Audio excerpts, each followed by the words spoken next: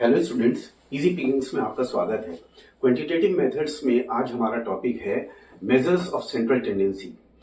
Students, आज का ये जो टॉपिक है ये बहुत ही ज्यादा इंपॉर्टेंट टॉपिक है और इसमें आपके चाहे वो मिड टर्म एग्जाम हो, चाहे वो सेमेस्टर एग्जाम्स हो, और यहाँ तक कि अगर आपका कोई कॉम्पिटिटिव एग्जाम भी है, जैसे यूजीसी नेट का है या आपका सीएटी है, कैट है, तो उस एग्जाम में भी आपका इसमें से एक दो या तीन चार मार्क्स का क्वेश्चन आ जाता है। और आपके मिड टर्म में और सेमेस्टर एग्जाम में तो 10 नंबर का या 15 नंबर का भी क्वेश्चन इसमें से आता है। और इसलिए भी ये इंपॉर्टेंट है क्योंकि ये लगता ऐसा है कि बहुत इजी है, लेकिन जब हम इसको करने बैठते हैं तो ये हमें कैलकुलेशंस इसमें इतनी ज्यादा होती हैं कि ये हमें बहुत ज्यादा कॉम्प्लिकेटेड लगने लगता है। लेकिन अगर हम इसके कॉन्सेप्ट्स को ध्यान से समझेंगे, अच्छी तरह से समझ लेंगे और थोड़ी सी हम प्रैक्टिस कर लेंगे तो ये हमारे लिए वाकई में उतना ही आसान हो जाएगा जितना कि ये आसान है। तो इसलिए इस पूरी वीडियो को आप बहुत ही गौर से देखिएगा और छोटी सी छोटी चीज को समझने की कोशिश करिएगा। तो हमारा टॉपिक है measures of central tendency. Central tendency क्या होती है? ये मेजर्स ऑफ सेंट्रल टेंडेंसी क्या है? ये एक न्यूमेरिकल मेथड है हमारे डेटा को ब्रीफली एक्सप्लेन करने का। मतलब हमारे पास बहुत सारा डेटा है, अगर हम उसको न्यूमेरिकली किस तरह से एक्सप्लेन करेंगे तो वो मेजर्स ऑफ सेंट्रल टेंडेंसी के अकॉर्डिंग हम कर सकते हैं। इसको हम एवरेजेस भी कहते हैं। सेंट्रल टेंडेंसी को, मेजर्स ऑफ सेंट्रल टेंडेंसी को हम एवरेजेस भी कहते हैं। जो मोस्ट कॉमनली यूज हमारी जो मेजर्स हैं सेंट्रल टेंडेंसी के, वो तीन हैं। नंबर 1 मीन, नंबर 2 मीडियन और नंबर 3 मोड। आपने सुन ही रखा होगा और ये मीन, मीडियन, मोड हम सबने पढ़ा भी होता है और हमें लगता है कि बहुत इजी है ये। और जैसे मैंने पहले कहा, ये है तो इजी, लेकिन थोड़ा सा ध्यान से सुनने के और समझने के बाद और थोड़ी सी प्रैक्टिस करने के बाद ये वाकई में इजी हो जाएगा। वरना ये थोड़ा सा हमें लेंथी भी लगता है और कॉम्प्लिकेशंस भी इसमें आती हैं। तो ये मीन, मीडियन, मोड आज हम पढ़ेंगे, जो कि मेजर्स ऑफ सेंट्रल टेंडेंसी है। अच्छा, सेंट्रल टेंडेंसी किसको कहते हैं? सेंट्रल टेंडेंसी एक तरीके से हमारे पास बहुत सारा डेटा है जो बिखरा हुआ है, स्कैटर्ड है। उसको, उस डेटा को कहीं ना कहीं कोई एक सेंट्रलाइज पॉइंट होगा जिसके इर्द गिर्द वो चारों तरफ वो डेटा उससे कोरिलेट करेगा। तो वो जो पॉइंट होता है वो हमारा सेंट्रल टेंडेंसी कहलाता है। मतलब central tendency it summarises the data in a single value in such a way that this single value can represent the entire data. तो सबसे पहले हम जो हमारे मेजर्स ऑफ सेंट्रल टेंडेंसी है उसमें जो सबसे पहला मेजर है वो है मीन। हम मीन को स्टडी कर लेते हैं। मीन, हम दो तरह के डेटा होते हैं। एक तो अनग्रुप्ड डेटा, जिसको इंडिविजुअल एंटिटी जिसमें होती है, या हम सेपरेट एंटिटीज भी कह सकते हैं, और दूसरा डेटा होता है हमारा ग्रुप्ड डेटा। ग्रुप्ड डेटा हमारा दो तरह का होता है, एक डिस्क्रीट और एक कंटिन्यूअस। अभी पहले हम अनग्रुप्ड डेटा की बात करते हैं। तो अनग्रुप्ड डेटा का जो मीन है वो हम तीन तरह से निकालते हैं।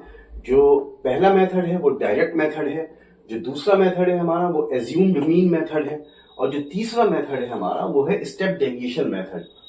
अभी मैं यहाँ पर आपको सिर्फ फॉर्मूला लिखकर बता रहा हूं और इसको आपको समझाऊंगा एक एग्जांपल के साथ। इसके बाद में पहले आप फॉर्मूले इसका समझ लीजिए। जो डायरेक्ट मेथड है उसमें मीन का फॉर्मूला जो होता है, अच्छा, हम मीन को एक्स बार से रिप्रेजेंट करते हैं। तो डायरेक्ट मेथड का फॉर्मूला होगा X bar is equal to summation X upon N. ये समेशन एक्स जो है, जो हमारी इंडिविजुअल जो एंटिटीज हैं, जो x1, x2, x3, x4 and so on to xn तक, मान लीजिए हमारे पास इनफाइनाइट एंटिटीज हैं, तो वो ये उनका जब हम सम कर लेते हैं तो वो हमारा समेशन x होता है। और ये n जो है वो नंबर ऑफ ऑब्जर्वेशंस है हमारी। मान लीजिए अगर 5 मतलब x1 से लेके x5 तक हमारे पास एंटिटीज हैं, तो x1 plus x2 plus x3 plus x4 plus x5 हो जाएगा और अपॉन आएगा नंबर ऑफ ऑब्जर्वेशन में 5। तो जो हम कैलकुलेट करके फाइनली आंसर निकालेंगे वो हमारा मीन होगा डायरेक्ट मेथड से।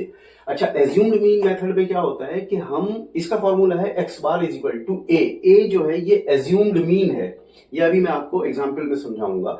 एज्यूम्ड मीन है, इसमें plus summation D upon N. N तो नंबर ऑफ ऑब्जर्वेशन ही है, ये डी जो है ये है डेविएशन होता है। इसको कैसे निकालते हैं हम? x जो हमारी एंटिटी है वो माइनस जो हम एज्यूम करते हैं कोई मीन, उसमें से हम इसको माइनस कर देते हैं तो हमारा d निकल आता है। और सारे d जो होते हैं फिर उनको हम जब सम कर लेते हैं तो वो समेशन डी अपॉन एन हो जाता है। फिर स्टेप डेविएशन मेथड तीसरा मेथड है, उसमें क्या होता है, उसका फॉर्मूला है x bar is equal to A plus C और ब्रैकेट में summation D dash upon N.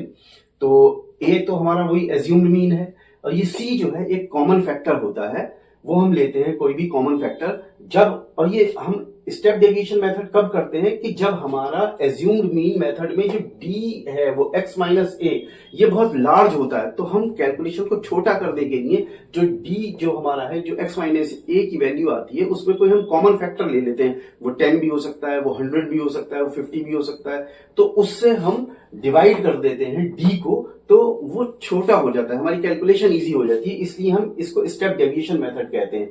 तो डी डैश जो निकलता है वो डी को हम एक कॉमन फैक्टर से डिवाइड कर देते हैं तो हमारा डी डैश आ जाता है, और डी डैश जितने भी होते हैं सबको हम ऐड कर देते हैं तो वो समेशन डी डैश हो गया, और ये एन तो नंबर ऑफ ऑब्जर्वेशन ही है।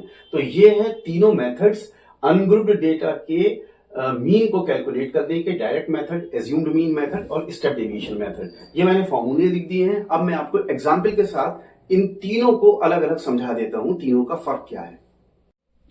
सबसे पहले हम डायरेक्ट मेथड की बात करते हैं। तो डायरेक्ट मेथड का एक एग्जांपल है, हमारे पास 10 फैमिलीज है ये, ठीक है, इनका हमारे पास इनकम का डेटा हमें मिला है।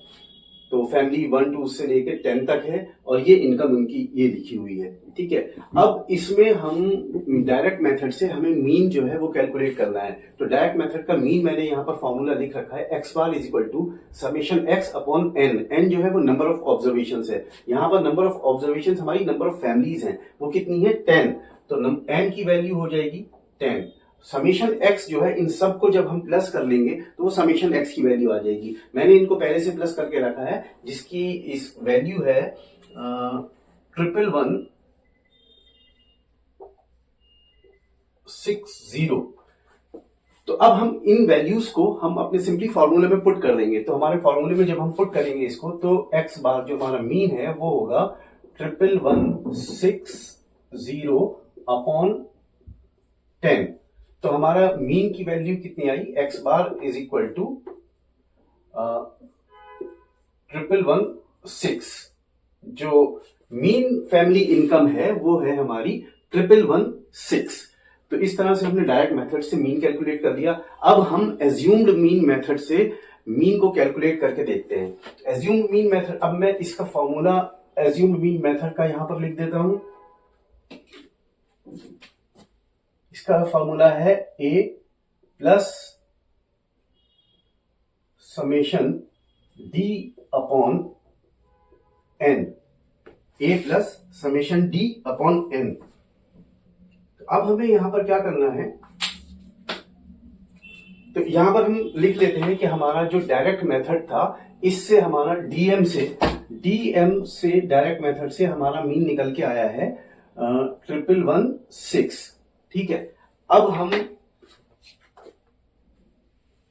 एज्यूम्ड मीन मेथड को पढ़ते हैं।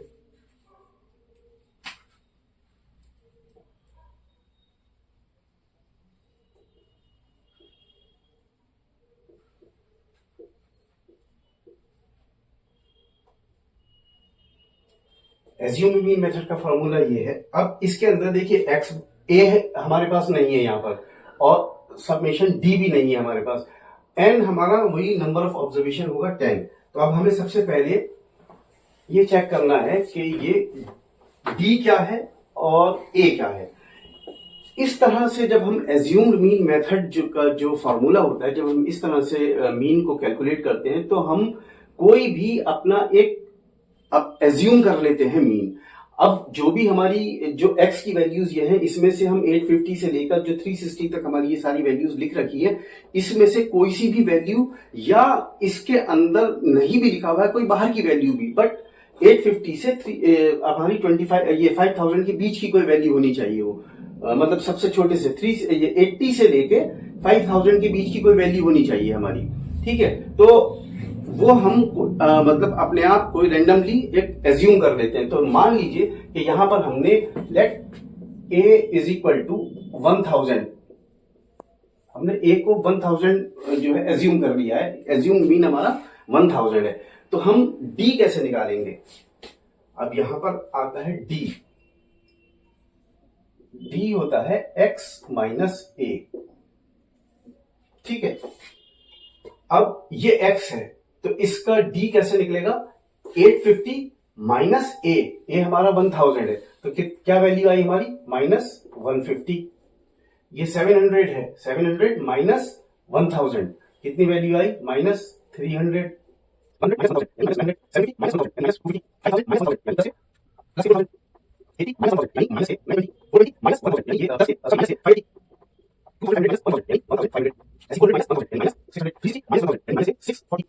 ये हमारी डी की वैल्यू आ गई। अब हमें चाहिए क्या है, फॉर्मूला में हमें ए पता चल गया 1000 है, समेशन डी हमें करना है तो हम इसका समेशन डी कर लेंगे, इन सारी एंटिटीज को हम जोड़ लेंगे तो वो हमारा समेशन डी हो जाएगा। इन सारी एंटिटीज को जोड़ करके जो हमारा समेशन डी आएगा 1160। अगर हम इसको आप चेक करना चाहें इसको चेक कर सकते हैं कि ये माइनस की एंटिटीज है और ये जो पॉजिटिव एंटिटीज हैं, इन जब सब हम इनको प्लस करेंगे तो क्या आपका समेशन डी जो है 1160 आ रहा है, इसको आप चेक कर लीजिए, ये 1160 समेशन डी आ गया इसका। अब हमारे पास जो फॉर्मूला है उसमें क्या है, ए हमने एज्यूम कर रखा है 1000, फॉर्मूले में ए है हमारे पास, समेशन डी हमने कैलकुलेट कर लिया है, ये हमारे पास है, और एन जो है वो नंबर ऑफ ऑब्जर्वेशंस हमारी 10 है। तो हम सिंपली इसको अपने फॉर्मूला में पुट कर देंगे। अब तो एक्स बार कितना हो जाएगा, एज्यूम्ड मीन मेथड से ये हो जाएगा हमारा ए जो था हमारा 1000 था, प्लस समेशन डी हमारा क्या है 1160, यानी 1160, और n क्या है हमारा 10, तो n हमारा 10 है। तो जब हम इसको कैलकुलेट करेंगे इस जीरो से ये जीरो कैंसिल हो जाएगा, 1000 प्लस 116, तो x बार हमारा हो जाएगा 1116, 1116। ये हमारा एज्यूम्ड मीन मेथड से हमारा मीन कैलकुलेट हुआ। अब आप ये चेक करिए, हमने जो डायरेक्ट मेथड से निकाला था वो भी 116 था, अब हमने एज्यूम्ड मीन मेथड से निकाला है वो भी हमारा 116 आया। ठीक है, अब हम इसको जो हमारा तीसरा मेथड है स्टेप डेविएशन मेथड, उससे निकाल कर देखने की कोशिश करते हैं। तो थर्ड मेथड है हमारा स्टेप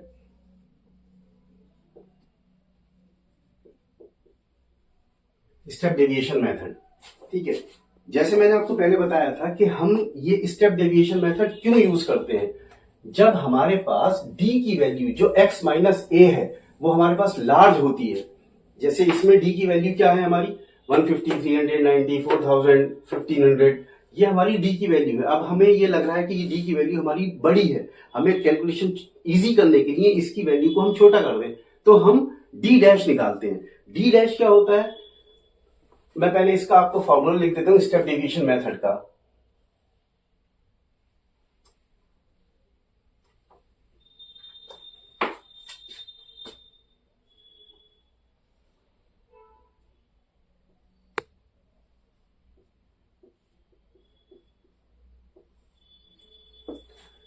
डी, यहां फॉर्मूले में हमारे पास नई चीज क्या आई, एक तो सी आया, सी जो है वो हमारा कॉमन फैक्टर है, और एक डी डैश आ गया, डी डैश भी यहां पर हमारी नई एंटिटी है, और ये एन जो है ये तो नंबर, ये ऑब्जर्वेशन है 10 जो हमारे पास पहले से ही है। तो ये जो सी है, ये सी होता है एक कॉमन फैक्टर, जो मैंने अभी आपको बताया था। कैलकुलेशन को इजी करने के लिए कोई भी हम एक कॉमन फैक्टर ले लेते हैं। जैसे इसमें आपको दिखाई दे रहा होगा, मान लीजिए इसमें 10 भी लिया जा सकता है और 100 भी लिया जा सकता है। 100 अगर हम लेंगे तो यहाँ पॉइंट में आंसर आएगा, तो इसमें हम 10 ले लेते हैं इसका। ठीक है, और ये जो डी डैश है, ये डी डैश क्या होगा, डी डैश निकल के आएगा हमारा D divided by common factor C. ठीक है, तो अब हम यहां पर डी डैश की वैल्यू निकाल लेते हैं।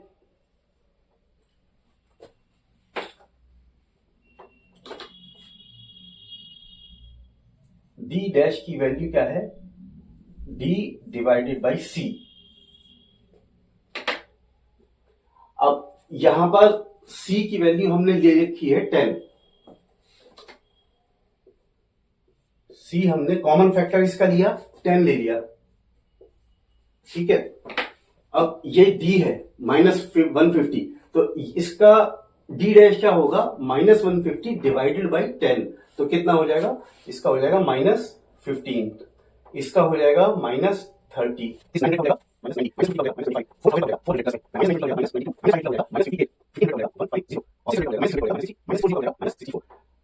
इसको जब हम प्लस कर लेंगे, ये समेशन डी डैश की वैल्यू हमारे पास आ जाएगी, और समेशन डी डैश जो हमारा होगा, जो मैंने प्लस कर रखा है पहले से, उसकी वैल्यू है 116।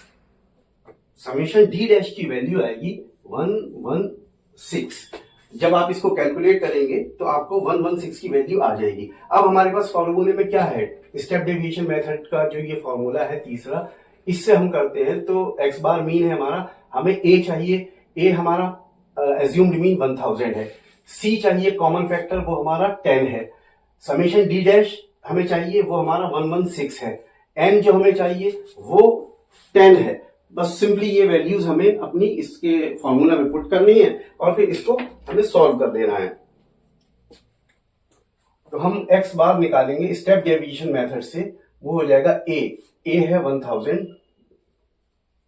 प्लस सी है हमारा 10, और ये ब्रैकेट में जो समेशन डी डैश है हमारा 116 अपॉन एन हमारा वहां से 10 है। अब इसको हमें सॉल्व करना है, तो इस 10 से ये 10 कैंसिल आउट हो जाएगा, अब बचेगा क्या, 1000 प्लस 116, तो x बार हमारा क्या आया 1116, तो ये हमारा स्टेप डेविएशन मेथड से हमारा मीन आया। अब हम चेक कर सकते हैं कि हमारा जो स्टेप डेविएशन मेथड था उससे भी हमारा 116 जो है मीन आया। तो हमने क्या देखा कि हमने डायरेक्ट मेथड से इस डेटा का मीन निकाला तो भी हमारा 116 आया, एज्यूम्ड मीन मेथड से हमने निकाला तो भी हमारा 116 आया, और स्टेप डेविएशन मेथड से निकाला तो भी हमारा मीन 116 आया। लेकिन ऐसा जरूरी नहीं है कि ये एकदम एक्यूरेट ही आए, डेसिमल्स में कुछ ऊपर नीचे हो सकता है, तो उसमें कोई ऐसा घबराने की बात नहीं है। अच्छा, मैं आपको एक चीज बता दूं कि इस कैलकुलेशन में जो n ये है, इसको स्मॉल n से भी रिप्रेजेंट करते हैं, ये जो x बार है इसको स्मॉल x से भी x बार से रिप्रेजेंट कर देते हैं, ये जो एंटिटीज जो ये x लिखी ये स्मॉल x से भी रिप्रेजेंट कर देते हैं। तो इसके अंदर कोई घबराने की बात नहीं है, आप कुछ भी ले सकते हैं, मतलब कैपिटल में ले लीजिए या स्मॉल में ले लीजिए। तो ये था हमारा जो मीन है अनग्रुप्ड डेटा का मीन, वो उसके तीनों तरीकों से निकालने का मेथड, पहला डायरेक्ट मेथड, दूसरा एज्यूम्ड मीन मेथड और तीसरा स्टेप डेविएशन मेथड। मैं उम्मीद करता हूं कि आपको ये सब समझ में आ गया होगा। अब हम चलेंगे अपने दूसरा जो हमारा वो है इसका मीन का ग्रुप्ड डेटा, उसकी तरफ। जो ग्रुप डेटा में एक डिस्क्रीट डेटा होता है और एक कंटिन्यूअस डेटा होता है। तो अब हम ग्रुप डेटा में पहले डिस्क्रीट डेटा को पढ़ेंगे, उसके बाद कंटिन्यूअस डेटा को पढ़ेंगे। अब हम ग्रुप डेटा के मीन को किस तरह कैलकुलेट करते हैं वो समझ लेते हैं। तो ग्रुप डेटा हमारा दो तरह का होता है, एक तो डिस्क्रीट डेटा और दूसरा कंटिन्यूअस डेटा। डिस्क्रीट डेटा क्या होता है कि इसके अंदर फ्रीक्वेंसी इन्वॉल्व होती है, मतलब आपके जो नंबर ऑफ ऑब्जर्वेशंस हैं वो एक ऑब्जर्वेशन कितनी बार आई है। मान लीजिए कोई एक ऑब्जर्वेशन 1 है, वो 5 बार आई है, तो वो जो ऑब्जर्वेशन 1 है और फ्रीक्वेंसी 5 है, उन दोनों को हम मल्टीप्लाई कर देते हैं, उसको fx कहते हैं। मतलब फ्रीक्वेंसी f और ऑब्जर्वेशन जो है 1 हमारी जैसे हो गई तो fx कर देते हैं। मतलब उसके अंदर फ्रीक्वेंसी इन्वॉल्व होती है कि मतलब हमारी ऑब्जर्वेशन कितनी बार आ रही है, कितनी बार रिपीट हो रही है। और जो हमारा कंटिन्यूअस डेटा होता है, इसके अंदर क्लास इंटरवल होता है। क्लास इंटरवल जो डेटा होता है हमारा, वो क्लास इंटरवल में दिया होता है, जैसे 0 to 10, 11 to 20, 21 to 30 and so on. तो जब हमारा उस तरह से क्लास इंटरवल में दिया होगा तो उस डेटा को हम कंटिन्यूअस डेटा कहते हैं। तो अब डिस्क्रीट डेटा को हम किस तरह से इसका मीन कैलकुलेट करते हैं, इसके भी 3 वही तरीके हैं जो कि हम अनग्रुप डेटा का निकालते थे। जैसे कि number 1 direct method, number 2 assumed mean method और नंबर 3 स्टेप डेविएशन मेथड। अब डायरेक्ट मेथड में क्या है कि एक्स बार से हम मीन को रिप्रेजेंट करते हैं, और जैसे मैंने अभी बताया आपको कि जो ऑब्जर्वेशन होती है वो और जो फ्रीक्वेंसी होती है उनका प्रोडक्ट कर लेते हैं, यानी एफ एक्स, एफ से फ्रीक्वेंसी और एक्स से वो ऑब्जर्वेशन, और उनका समेशन होता है, उसको डिवाइड कर देते हैं। जो फ्रीक्वेंसी है हमारी, मतलब कितनी बार टोटल ऑब्जर्वेशंस की सारी फ्रीक्वेंसीज को हम सम कर लेते हैं, उससे डिवाइड कर देते हैं। ये सिर्फ अभी मैं आपको फॉर्मूला समझा रहा हूं, आप इसको देख लीजिए, उसके बाद एग्जाम्पल के साथ आपको बाद में बताऊंगा। नंबर 2 है एज्यूम्ड मीन मेथड। इसके अंदर भी जैसे हम कोई भी एक मीन होता है उसको एज्यूम कर लेते हैं, ठीक है, और फिर एज्यूम करने के बाद फिर हम डी निकालते हैं एक्स माइनस ए से, जैसे हमने पहले निकाला था ऑब्जर्वेशन में से एज्यूम्ड मीन को माइनस करके हम डी की वैल्यू निकाल लेते हैं, फिर उस डी को जो फ्रीक्वेंसी है उससे मल्टीप्लाई कर देते हैं और सब का सम कर देते हैं, तो समीशन एफ डी हो जाती है। उसको डिवाइड कर देते हैं, जो यहाँ पे समीशन एफ था उसी से समीशन एफ से यहाँ डिवाइड कर देते हैं, तो ये हमारा एज्यूम्ड मीन मेथड का से वो मीन निकल जाता है। नंबर 3 है step deviation method. Step deviation method में क्या होता है, जैसे मैंने आपको पहले बताया था कि अगर डी जो है हमारा एक्स माइनस ए की वैल्यू लार्ज है, तो हम अपनी कैलकुलेशंस को छोटा करने के लिए एक स्टेप को डेविएट कर देते हैं, और वो क्या करते हैं कि कोई हम एक्स माइनस ये जो डी है उसमें से हम कोई कॉमन फैक्टर ले लेते हैं, और उस कॉमन फैक्टर से हम इस डी को डिवाइड कर देते हैं, तो वो हमारा डी डैश निकल के आ जाता है। तो हम इसका फॉर्मूला क्या होता है स्टेप डेविएशन मेथड का, x bar is equal to A जो हमारा एज्यूम मीन हमने पहले एज्यूम किया था वो, प्लस सी हमारा जो भी हमारा कोई कॉमन फैक्टर होगा, वो 10 भी हो सकता है, 100 भी हो सकता है, कुछ भी हो सकता है वो, और फिर उस डी डैश को हम एफ से फ्रीक्वेंसी से मल्टीप्लाई करते हैं, और उसके बाद उसको उसका समेशन करने के बाद हम उससे फ्रीक्वेंसी के समेशन से उसको डिवाइड कर देते हैं। ये हमारा स्टेप डेविएशन मेथड का फॉर्मूला है। अब इसको एग्जाम्पल के साथ हम आगे समझते हैं। अब हम ग्रुप डेटा में जो डिस्क्रीट डेटा होता है उसका मीन किस तरह से निकालते हैं, तीनों तरह से हम, जो डायरेक्ट मीन मेथड है और एज्यूम्ड मीन मेथड है और स्टेप डेविएशन मेथड है, हम तीनों तरह से निकाल के दिखाएंगे। सबसे पहले हम डायरेक्ट मेथड से हम इसका मीन निकाल के देखते हैं।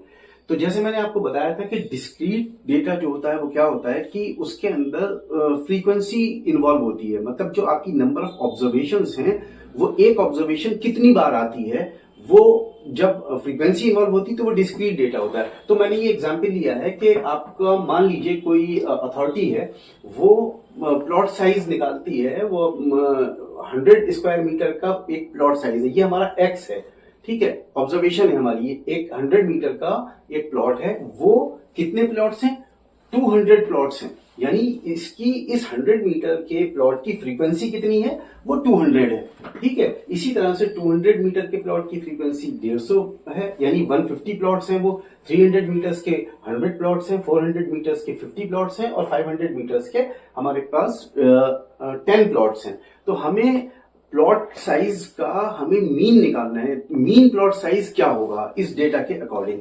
तो सबसे पहले डायरेक्ट मेथड जो है हमारा वो क्या है, x bar is equal to summation F X upon summation F. तो ये तो हमारा है एक्स ऑब्जर्वेशन, ये है हमारा एफ, ठीक है। अब हमें एक्स लेना है, ये एफ एक्स है ना, तो हमें ये एफ को एक्स से मल्टीप्लाई करना है, तो यहां पर एफ एक्स हो जाएगा। ये मैंने एफ एक्स स्मॉल में कर लिया, और यहां मैंने कैपिटल में लिखा है, आप इसको चेंज कर सकते हैं, कैपिटल में कर सकते हैं इसको। तो अब हम इसका इससे मल्टीप्लाई कर देंगे तो हमें एफ एक्स की वैल्यू निकल के आ जाएगी। जब इसको इससे मल्टीप्लाई करेंगे तो ये हो जाएगा 2 और 2 4 4 और ये 15 और 1 3 3 आ गया, 3 3 और 2 4 इज लगा 4 5 20 और 3 आ गया, 5 5 और 3 आ गया। ये हमारा हो गया एफ एक्स। अब हम इसको समेशन एफ एक्स कर लेंगे, इन सबको प्लस कर लेंगे। तो जब हमने इसको सबको प्लस किया तो जो हमारा समेशन एफ एक्स मैंने प्लस करके रखा है वो हमारा आ रहा है 105,000, यानी 105,000, ठीक है, यानी 1,05,000।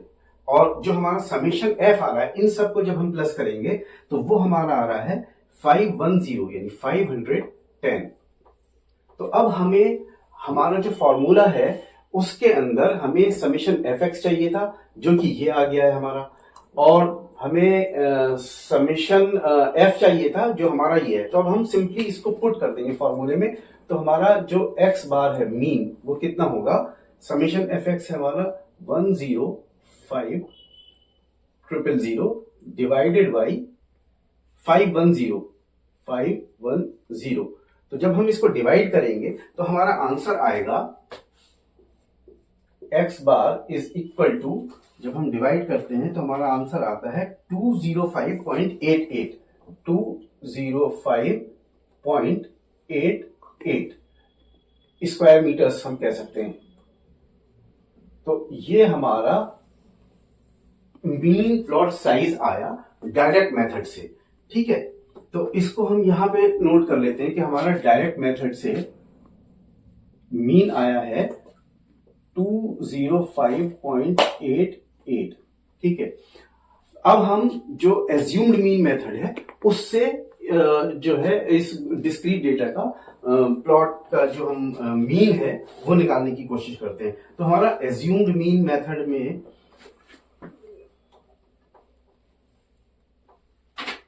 ये सेकंड नंबर का हमारा है एज्यूम्ड मीन मेथड। इसका फॉर्मूला मैं आपको पहले लिख देता हूं। इसका फॉर्मूला है x bar is equal to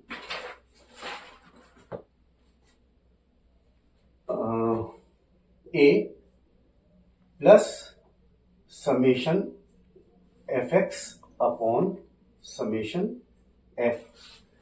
ठीक है, a वही है हमारा एज्यूम्ड मीन और जो fx है वो हमारा ये fx निकल के आ ही चुका है और समेशन f है वो ये आ चुका है हमारा।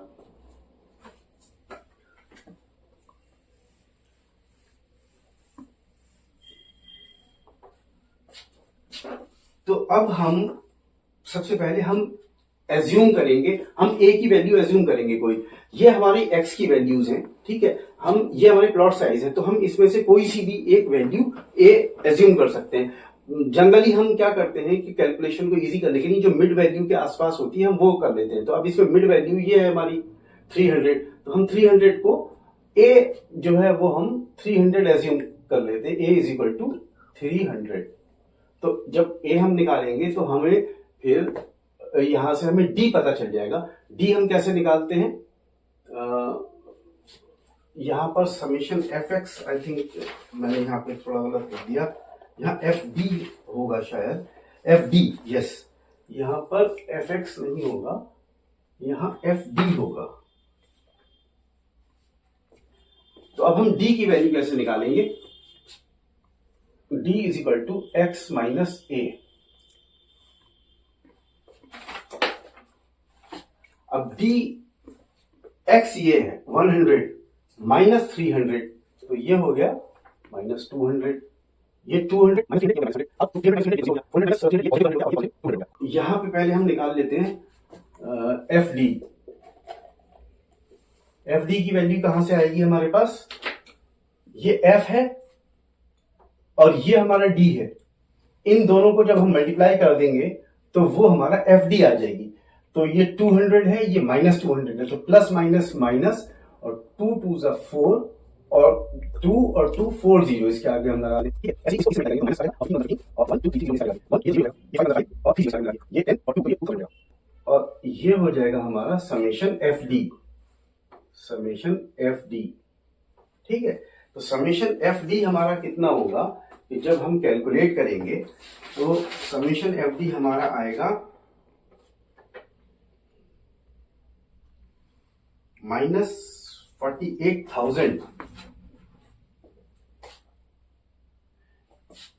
माइनस 48,000 ये हमारा समेशन डी आएगा।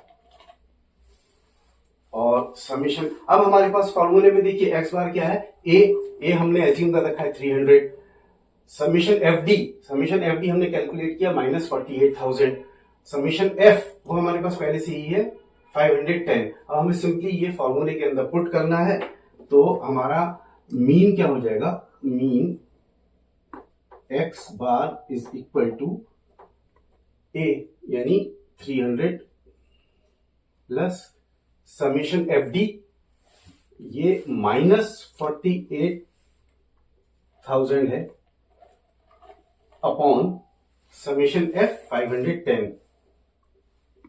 जब इसको सॉल्व करेंगे तो ये आएगा 300 प्लस माइनस माइनस हो जाएगा, और जब हम 48,000 को 510 से डिवाइड करेंगे तो ये हमारे पास आएगा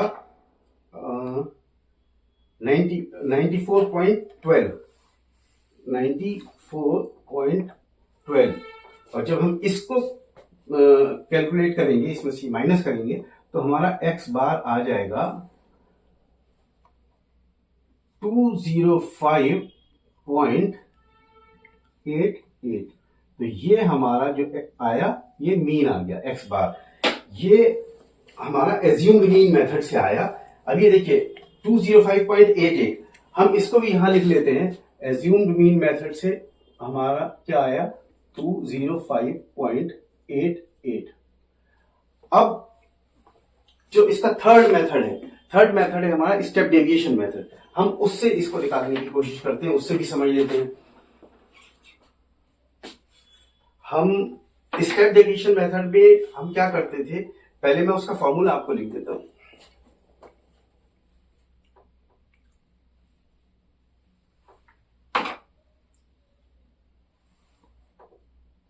स्टेप डेविएशन में शॉर्ट फॉर्म में लिख रहा हूं मेथड, उसका फॉर्मूला कुछ इस तरह से होगा।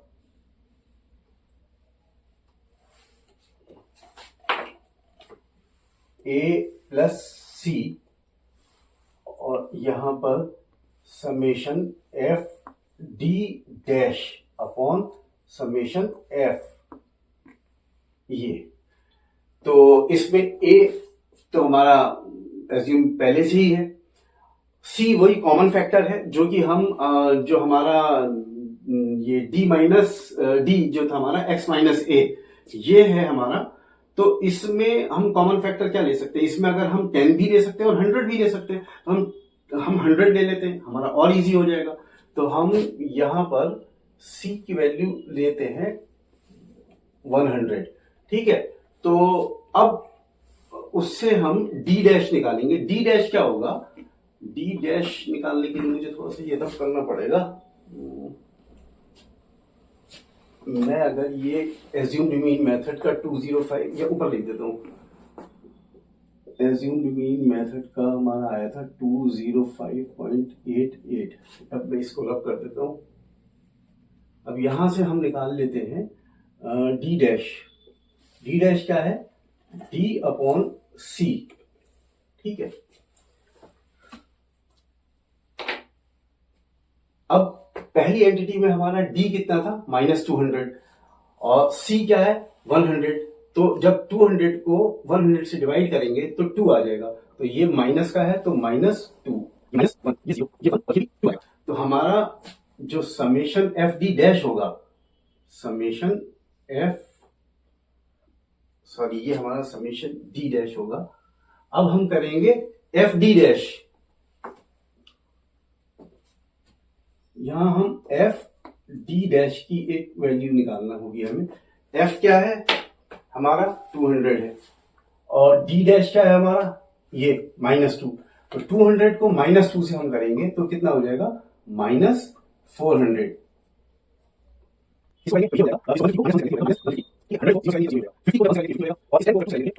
और इससे हम पता लगाएंगे कि हमारा समेशन एफ डी डैश, इन सबको जब हम प्लस करेंगे तो वो हमारा समेशन एफ डी डैश हो जाएगा।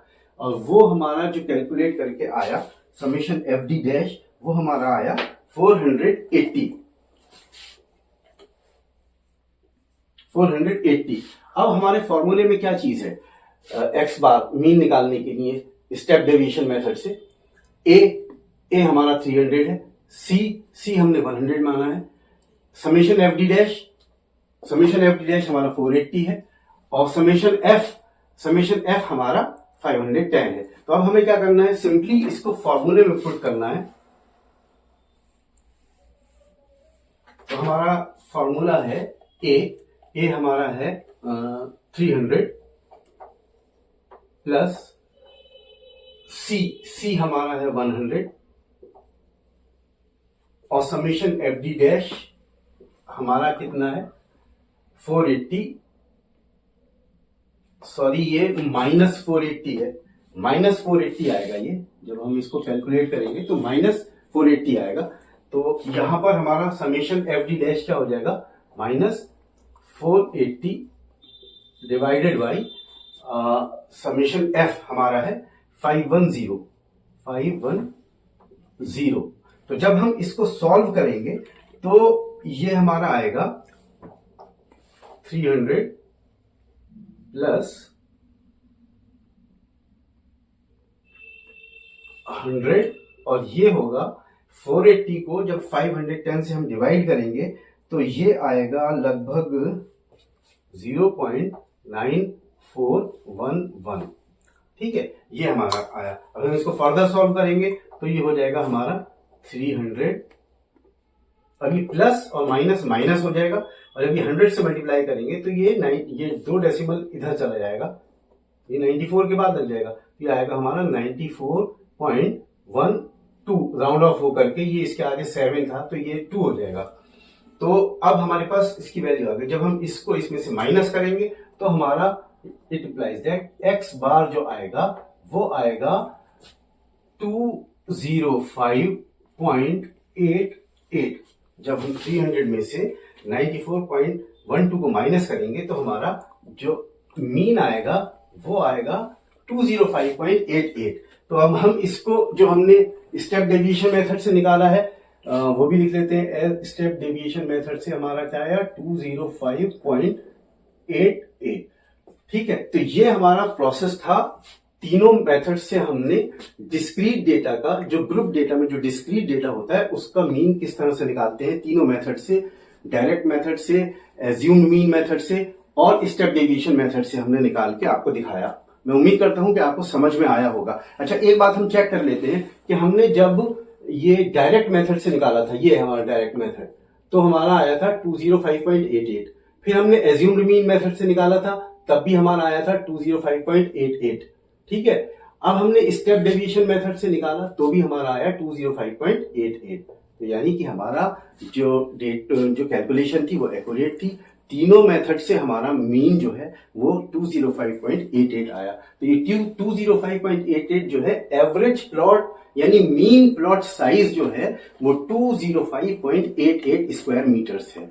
अब आगे हम पढ़ेंगे जो ग्रुप डेटा का कंटिन्यूअस डेटा होता है उसका मीन 3 तरह से कैसे निकालते हैं।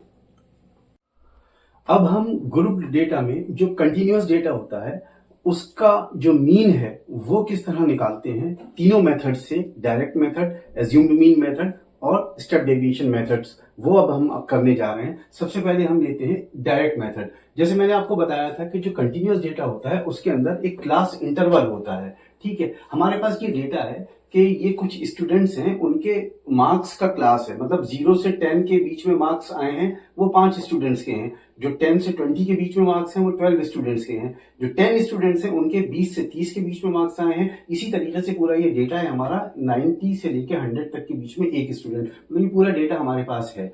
तो ये क्लास है, ये नंबर ऑफ स्टूडेंट्स जो फ्रीक्वेंसी यानी एफ। तो अब हमारा फॉर्मूला क्या है डायरेक्ट मेथड का, x bar is equal to summation F X divided by summation F. तो समेशन एफ तो हम इस सबको जब सम कर लेंगे तो हमारा समेशन एफ आ जाएगा। ये नंबर ऑफ स्टूडेंट्स जो है 70 स्टूडेंट्स हैं, जब इन सबको हम सम करेंगे तो ये समेशन एफ जो है हमारा वो 70 आ जाएगा। ठीक है, अब सवाल ये है कि एक्स कहाँ है तो जिससे हम एफ एक्स कर सकें। तो इसमें क्या होता है, जो एक्स जो ऑब्जर्वेशन है, जो क्लास होता है उसकी हम मिड वैल्यू जो लेते हैं वो एक्स होती है। तो अब हम यहां पर एक्स अगर लेंगे, एक्स जो मिड वैल्यू होगी is equal to mid value of class. ठीक है, तो वो क्या हो जाएगी, जैसे ये 0 से 10 के बीच में है, 0 to 10, इसकी मिड वैल्यू क्या है 5। ठीक है, 10 to 20 इसकी मिड वैल्यू है 15, ठीक है। तो ये हमारा हो गया x। अब हम जब हमारे पास x की वैल्यू आ गई तो हम एफ एक्स कर सकते हैं। तो यहां पर हम एफ एक्स की वैल्यू निकाल देंगे, एफ एक्स। ठीक है, एफ एक्स में क्या करना है, ये एफ है ये एक्स है, सिंपली इन दोनों का मल्टीप्लाई करना है हमें। तो 5 5 25, 15 और 12 उसके बाद जब हम आगे लेंगे तो हमारे लगेगी 250, इसको इसमें लगाएंगे तो आगे हमारे 385, इन दोनों में लगाएंगे तो हमारे लगेगी 540, फिर हमें लगेगी 165, इन दोनों में लगाएंगे 165, उसके बाद हमारे 520, और इन दोनों में लगाएंगे तो आगे 450, और फिर आगे इन दोनों में 170 और ये 95। तो ये हमें fx निकल के आ गया सब। तो अब हम क्या करेंगे, इसका समेशन fx यानी इन सब को हम सम कर देंगे। तो समेशन fx हमारा कितना हुआ, ये x कैपिटल लिया है तो मैं कैपिटल ही लिख देता हूं। तो हमारा जो समेशन fx आया वो आया 2780। अब हमारा फॉर्मूला क्या था मीन निकालने का, x bar is equal to summation fx divided by summation f। तो हमें समेशन fx ये आ गया और समेशन f हमारे पास ये है, तो हम सिंपली इसको फॉर्मूले में पुट कर देते हैं। तो हमारा डायरेक्ट मेथड से कंटिन्यूअस डेटा का मीन जो निकालेंगे वो कैसे निकालेंगे, x bar is equal to 2780 divided by 70।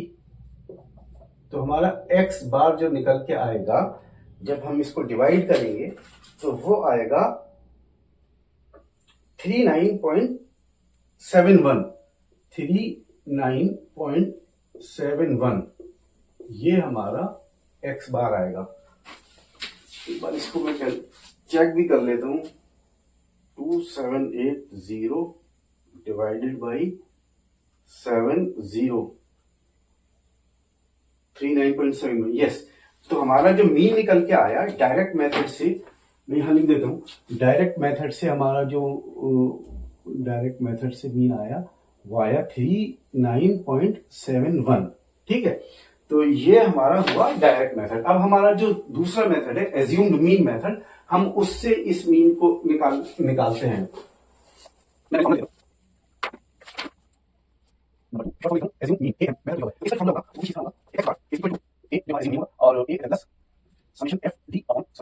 ये हमारा इसका फॉर्मूला होगा, ठीक है। अब वही चीज इसमें है कि हम कोई भी जो हमारा x जो है, x की वैल्यू ये है, हम कोई भी एक इसकी जो है वैल्यू ले लेंगे, हम एज्यूम कर लेंगे कि ये हमारा a है। तो हम यहां पर एज्यूम कर रहे हैं अपना a जो है वो,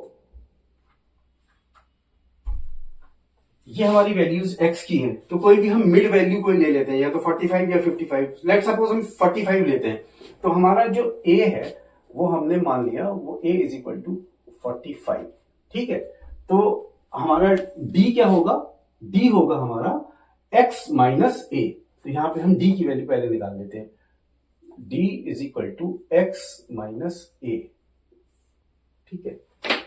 वो कैसे निकलेगी, d x माइनस x ये है 5, a हमारा 45 है, तो 5 माइनस 45 यानी माइनस 40, ठीक है। इसी तरीके से माइनस 45 ये माइनस 30, ऐसे ये माइनस 45 माइनस 20, ये माइनस 10 और ये 0 ये प्लस 10 ये 20 ये 30 ये 40 और ये 50, ये हमारा d आ गया, ठीक है। अब हम निकालेंगे fd। fd हमारा ये है 5, ये 5 ये है, और d हमारा है माइनस 40। तो 5 को माइनस 40 से हम मल्टीप्लाई करेंगे, तो पहले प्लस माइनस माइनस, 5 4 20, और ये एक जीरो और हमने लगा दिया तो माइनस 200 हो गया। अब इस 12 को इस 30 से मल्टीप्लाई करेंगे तो माइनस 36 और इजी हो गया। ये माइनस 60 और फिर है 1 इसकी ये वैल्यू आ गई। ये है हमारा fd। तो समेशन fd कितना होगा हमारा, समेशन fd हो जाएगा, जब हम इन सब को प्लस कर लेंगे तो हमारा समेशन fd हो जाएगा 370। अब हमें फॉर्मूला में देखिए हमारे क्या है, a वो हमने 45 एज्यूम कर रखा है, समेशन fd वो हमारा 370 निकल के आ गया, समेशन f जो कि हमारा पहले से ही 70 है। तो अब हम क्या करेंगे, सिंपली इसको फॉर्मूले में पुट कर देंगे। तो x bar is equal to a तो 45 plus summation fd 370 divided by 70, ठीक है। तो जब हम इसको सॉल्व करेंगे तो ये हमारा आएगा x bar is equal to 45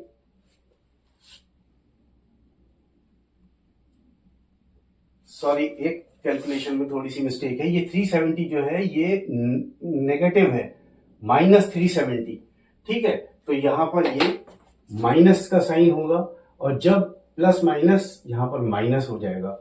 ठीक है, तो अब 370 डिवाइडेड बाई 70 जब आएगा तो हमारी वैल्यू आएगी 5.2857, यानी 45 माइनस 5.2857। और जब इसको सॉल्व करेंगे तो हमारी एक्स बार की वैल्यू होगी 39.71। ये हमारा मीन आया एज्यूम्ड मीन मेथड से। ये हमारा एज्यूम्ड मीन मेथड से मीन आया। तो हम यहां पर एज्यूम्ड मीन मेथड से जो मीन आया है उसकी वैल्यू लिख लेते हैं 39.71। ठीक है, अब हमारा जो तीसरा मेथड है स्टेप डेविएशन मेथड, हम उसको निकालते हैं, उससे इस मीन को निकालते हैं, फिर देखते हैं कि हमारा मीन कितना आता है। स्टेप डेविएशन मेथड में मैंने आपको पहले बता रखा है कि हम सिर्फ वो तब यूज करते हैं जब हमारे पास ये x माइनस ए की जो वैल्यू होती है वो ज्यादा होती है। ठीक है, अभी इसमें ठीक है और उसमें क्या करते हैं, जब ज्यादा होती है तो कोई हम एक कॉमन फैक्टर लेते हैं जिससे कि हम उसको डिवाइड कर देते हैं और हमारी कैलकुलेशन इजी हो जाती है। तो x माइनस ए हमारा ये है 40 और ये सब में कॉमन फैक्टर क्या है 10। तो हम यहां पर c जो है, पहले मैं इसका फॉर्मूला लिख देता हूं आपको।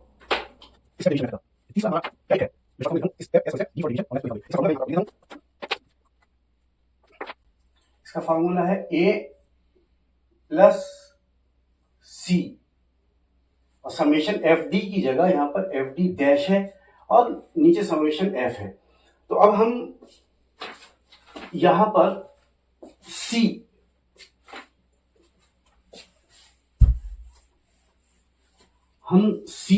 कॉमन फैक्टर कोई भी ले लेते हैं। तो हमने c जो लिया इसमें जो कॉमन फैक्टर है वो 10 का मल्टीपल है ये सब, तो हम 10 ले लेते हैं, c इज इक्वल टू 10। तो अब हम d डैश की वैल्यू निकालेंगे। d डैश क्या है, वो d को हम c से डिवाइड कर देते हैं तो हमें वो d डैश की वैल्यू निकल के आ जाती है। हमारा d क्या है, d है -40, c क्या है 10। तो -40 को जब हम 10 से डिवाइड करेंगे तो हमारी d डैश की वैल्यू आ जाएगी -4। ठीक है, -30 को 10 से करेंगे तो -3 आ जाएगी, -20 को 10 से करेंगे तो -2 आ जाएगी, ये -1 आएगा, ये 0 होगा, ये 1 2 3 4 और ये 5, ये d डैश हो गया हमारा। अब हम ये d डैश की वैल्यू हमारे पास आ गई सारी, तो अब हम एफ डी डैश निकाल देते हैं। तो एफ डी डैश की वैल्यू कैसे निकलेगी कि ये हमारे पास f है, ये सारा f दे रखा है फ्रीक्वेंसी, और d डैश की वैल्यू ये आ गई है। तो हम f5 -4 इनको मल्टीप्लाई कर देंगे तो ये हो जाएगा हमारा -20 और ये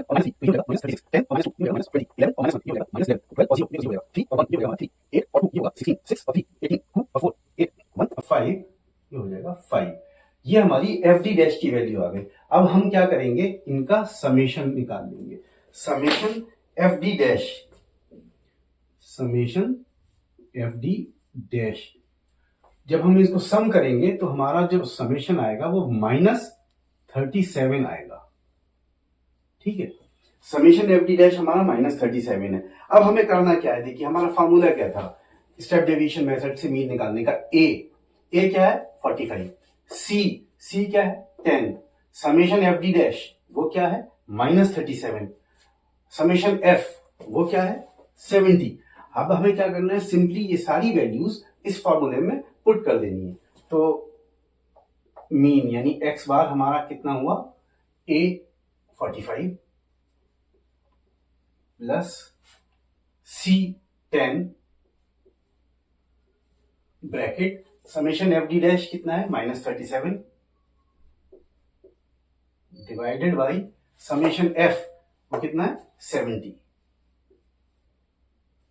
जब हम इसको सॉल्व करेंगे तो ये आएगा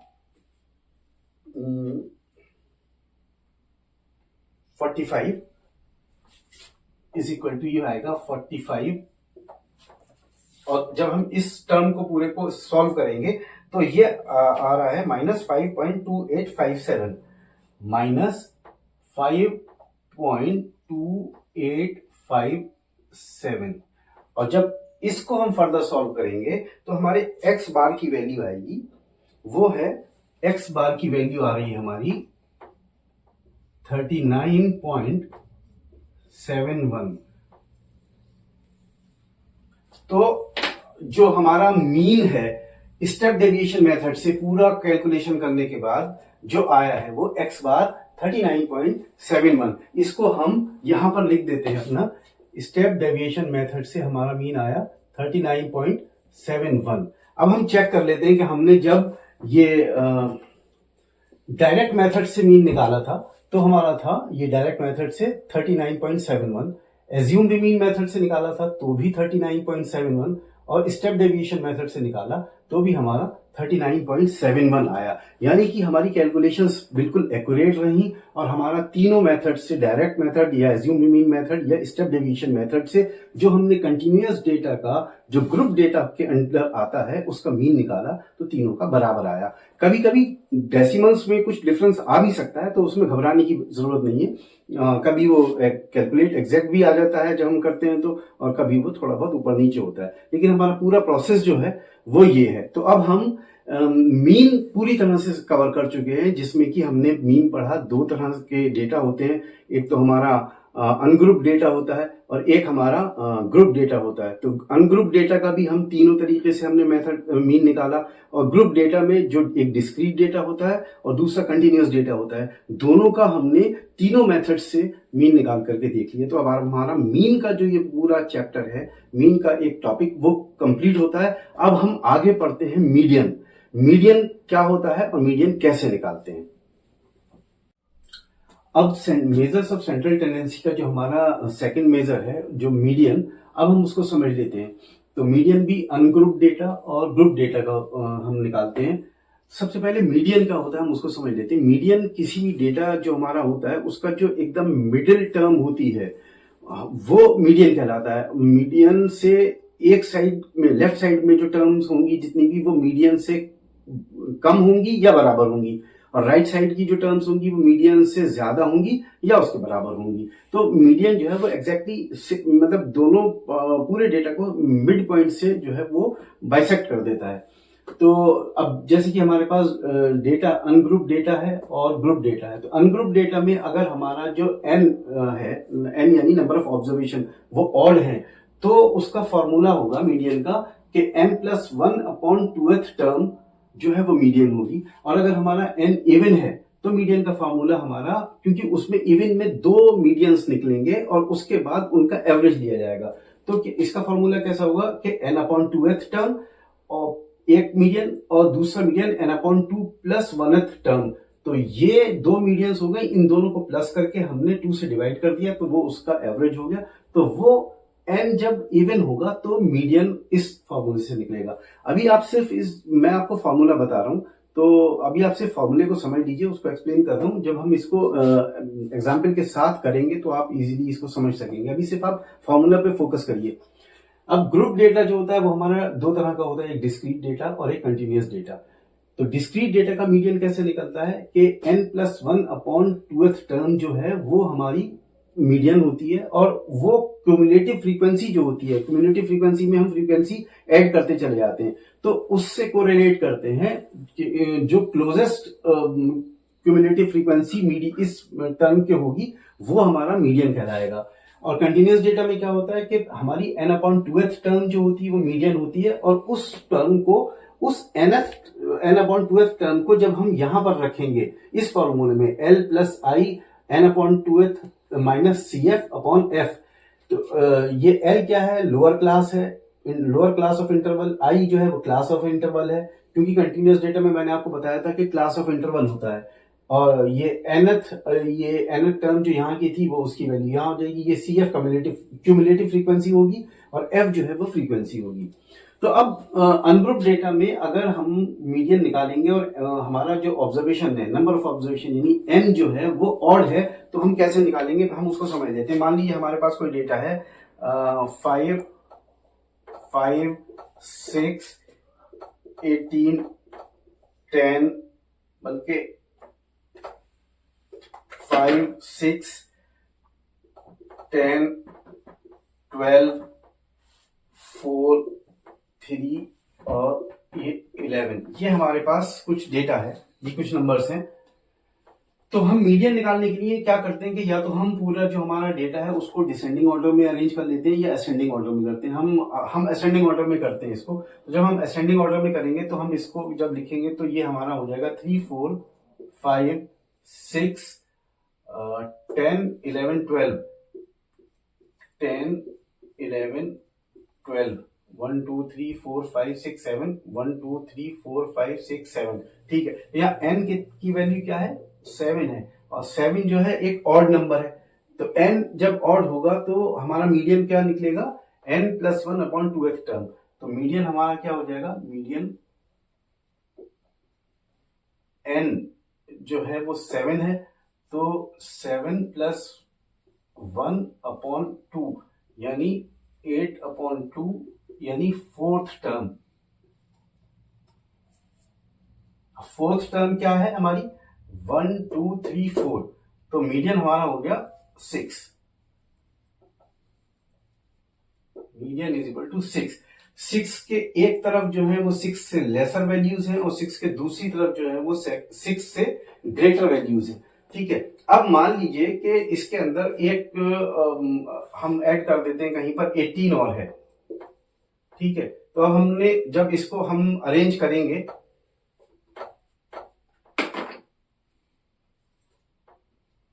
तो 18 ये लास्ट में आ जाएगा क्योंकि हम असेंडिंग ऑर्डर में जब अरेंज कर रहे हैं। तो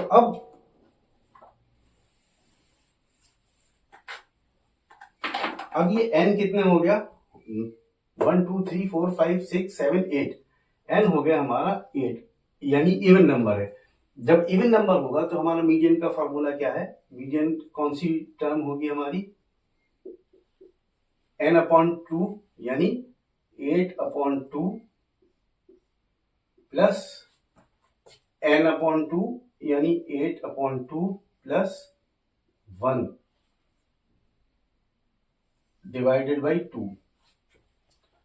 तो ये हो जाएगा हमारा 4 प्लस ये हो जाएगा 5/2 यानी फोर्थ टर्म और फिफ्थ टर्म ये हमारी। अब इसमें फोर्थ टर्म क्या है? 1, 2, 3, 4। फोर्थ टर्म है 6 और फिफ्थ टर्म है 10। तो हमारा मीडियन का फॉर्मूला क्या हो जाएगा? फोर्थ टर्म यानी 6 प्लस फिफ्थ टर्म यानी 10 डिवाइडेड बाई 2। तो ये हो जाएगा हमारा 10 और 6 16 डिवाइडेड बाई 2। तो ये हो गया मीडियन 8। तो यहां पर मीडियन हमारा आया 8। अब मीडियन 8 हमारा है तो 8 से मीडियन हमारा कहीं लाई करेगा समथिंग हेयर 6 और 10 के बीच में। ये हो गया मीडियन। तो मीडियन के इधर वाली जितनी नंबर्स है लेफ्ट साइड वाली वो 3, 4, 5, 6 वो 8 से कम है, और 10, 11, 12, 18 जो है ये 8 से ज्यादा है। तो ये हमारा मीडियन हो गया। अब हम जो ग्रुप्ड डेटा है उसमें जो डिस्क्रीट डेटा और कंटिन्यूअस डेटा है उसको एक बार करते हैं। पहले हम डिस्क्रीट डेटा का मीडियन कैसे निकालते हैं उसको करेंगे, उसके बाद हम कंटिन्यूअस डेटा का करते हैं। अब हम डिस्क्रीट डेटा का एक एग्जांपल लेते हैं। हमारे पास एक ये डेटा है कि कुछ नंबर ऑफ पर्सन्स हैं और उनकी इनकम दे रखी है, डेली इनकम समझ लीजिए इसको, कि 2 पर्सन्स हैं जिनकी इनकम 100 रुपीज तक है, और 3 पर्सन ऐसे हैं जिनकी इनकम 200 रुपीज तक है। 10 पर्सन ऐसे हैं जिनकी 300 रुपए तक की इनकम है, 300, और 5 पर्सन ऐसे हैं जिनकी इनकम 400 रुपीज तक है। तो इसके अंदर क्या होता है कि हम जैसे डिस्क्रीट डेटा में पहले मैंने आपको बताया था, जो मीडियन होता है वो हमारा n+1/2th टर्म में लाई करता है हमें, और फिर हम इसमें क्यूमुलेटिव फ्रीक्वेंसी निकालते हैं। तो सबसे पहले हम क्यूमुलेटिव फ्रीक्वेंसी इसकी निकाल लेते हैं। क्यूमुलेटिव फ्रीक्वेंसी कैसे निकालेंगे?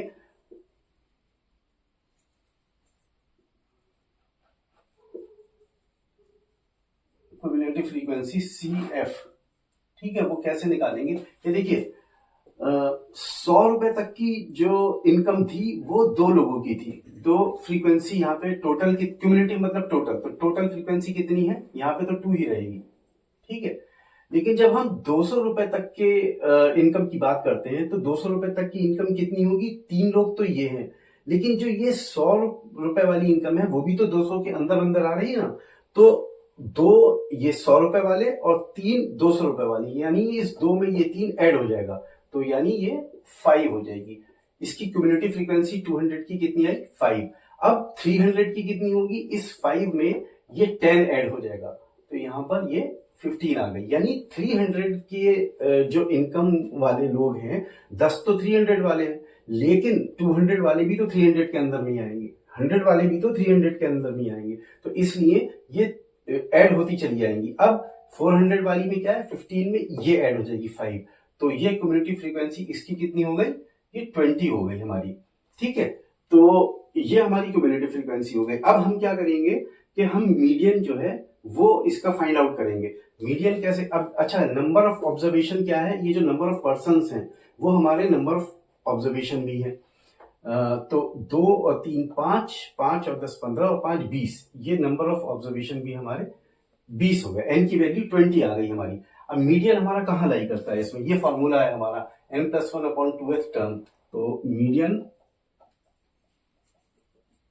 Is equal to n+1/2th term, ठीक है। तो ये कितना हो गया, n कितना है हमारा 20 +1/2, तो ये कितना हो गया 21/2 और ये हो गया 10.5।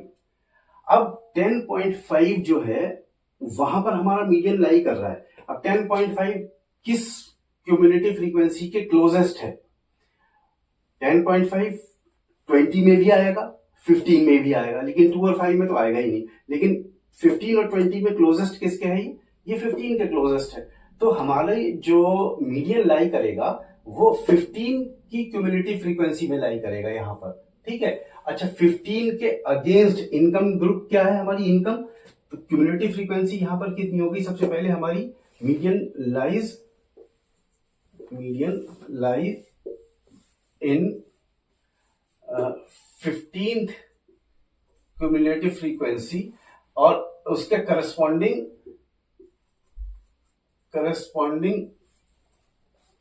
इनकम कितनी है, उसकी करस्पॉन्डिंग इनकम जो है इज रुपीज कितनी है 300, ठीक है। तो हमारा आंसर क्या हो गया, मीडियन इसका क्या हुआ,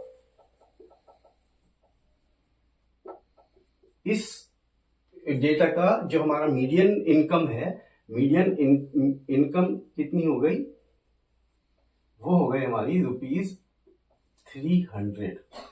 यानी हाफ जो पर्सन्स हैं उनकी जो इनकम होगी वो 300 से कम या बराबर होगी, और हाफ जो पर्सन्स हैं उनकी इनकम 300 या उससे ज्यादा होगी। ये हमारा मीडियन निकल के आया डिस्क्रीट डेटा का। अब हम कंटिन्यूअस डेटा का जो है वो मीडियन किस तरह से निकालते हैं वो एक बार देख लेते हैं।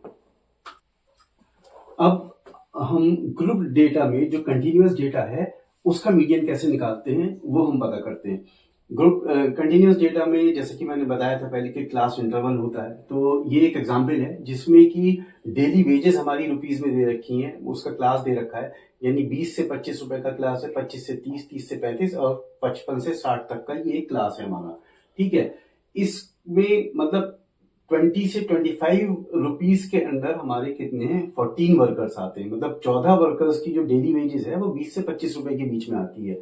28 वर्कर्स की जो हमारी डेली वेज है वो 25 से 30 रुपए के बीच में आती है। और इसी तरीके से हम देखेंगे कि 7 वर्कर्स की हमारी जो डेली वेज है वो 55 से 60 रुपए के बीच में, यानी 55 to 60 रुपीज के बीच में आती है।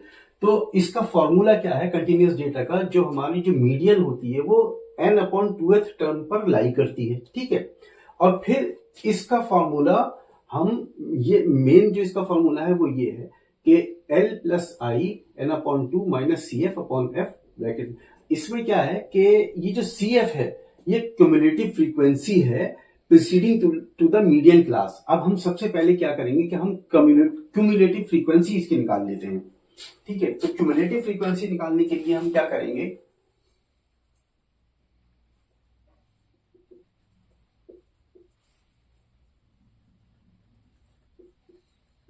क्यूमुलेटिव फ्रीक्वेंसी कैसे निकालेंगे, जैसे मैंने अभी पहले बताया था आपको कि 20 to 25 की रेंज में 14 वर्कर्स आते हैं, तो कितनी फ्रीक्वेंसी हुई, 14। ठीक है, अब 25 से 30 के बीच में 28 आते हैं, लेकिन ये जो 14 है ये भी इस रेंज के नीचे ही है, तो ये इसमें ऐड हो जाएंगे, तो 14 में ये ऐड हो जाएगी, तो यहां पर आ जाएगी, ये हो जाएगा आई थिंक ये 42 हो जाएगा। अब इसमें यहां पर इसमें क्या करेंगे, तो यहां पर 75, अब अभी यहां पर करेंगे, तो हमारे में 105, उसके बाद 125 और है 140 और 150 और 160। ठीक है, 105 में 20 ऐड किया 125 आ गया, 125 में 15 ऐड किया 140 आ गया, 140 में 13 ऐड किया 153 आ गया, 153 में 7 ऐड किया 160 आ गया। ठीक है, तो ये हमारी क्यूमुलेटिव फ्रीक्वेंसी आ गई। अब हम क्या करेंगे, हम ये चेक करेंगे कि हमारा मीडियन जो है वो n/2th टर्म में लाई कर रहा है। अब हमारा n कितना है, n जो है, ये जो नंबर ऑफ वर्कर्स है वो हमने सारे जब ऐड कर लिए तो हमारे 160 आए। तो मीडियन किस ग्रुप में लाई करेगा, मीडियन जो है वो n/2th टर्म, यानी 160/2 इज इक्वल टू हमारी 80 आया, 80th टर्म। अब 80 हमारा 80th टर्म जो है वो किस में के क्लोजेस्ट है फ्रीक्वेंसी में, तो 80th जो टर्म आ रही है वो हमारी 105 जो क्यूमुलेटिव फ्रीक्वेंसी है उसमें कहीं लाई करेगी। ठीक है, अब ये हम इसके करस्पॉन्डिंग जो डेली वेजेस का क्लास है हमारा, वो हमारा क्या कहलाएगा, मीडियन क्लास। तो हमारा मीडियन क्लास निकल के क्या आया,